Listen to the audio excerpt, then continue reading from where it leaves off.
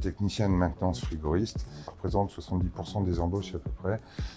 Une fois qu'on a monté les installations, ensuite il faut les entretenir et ça c'est de la récurrence, hein, c'est tous les ans. Et donc l'emploi et les embauches, évidemment il y a des monteurs mais surtout des techniciens de maintenance et des dépanneurs. Pour manipuler, quand on a des manipulations à faire sur des installations, on se doit de s'équiper de lunettes de protection qui correspondent au code du travail pour éviter toute projection, que ce soit d'huile ou de fluide frigorigène, et de gants pour éviter les brûlures. Donc ici je vais mettre en route l'installation. Donc là je vais vérifier le point de consigne de l'installation pour savoir à combien il est réglé, donc là à 2 degrés. Et donc là je suis à 7 degrés dans la chambre.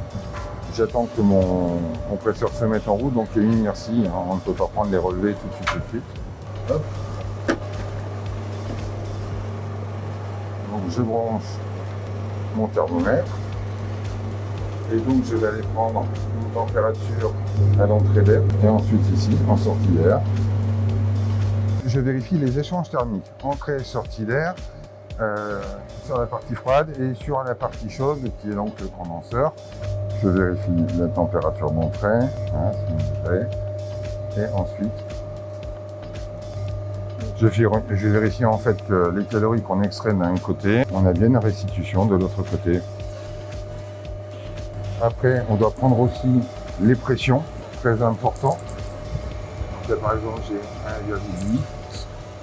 1,8 bar.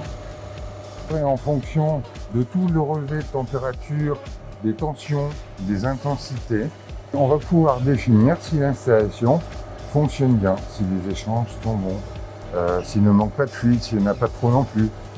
En fin de cycle, on se doit aussi de prendre cet appareil et donc de faire un contrôle d'étanchéité obligatoire et systématiquement de remplir cette fiche d'intervention puisque nous sommes contrôlés et obligés de manipuler les fluides mais surtout aussi de les comptabiliser. Les qualités d'un frigoriste, c'est tout simplement d'aimer le multitechnique puisqu'il y a de l'électricité, des fluides, des températures, il y a des calculs forcément, il y a de l'analyse, le côté transversal, c'est-à-dire la communication, le côté technico-commercial aussi vis-à-vis du client, très important.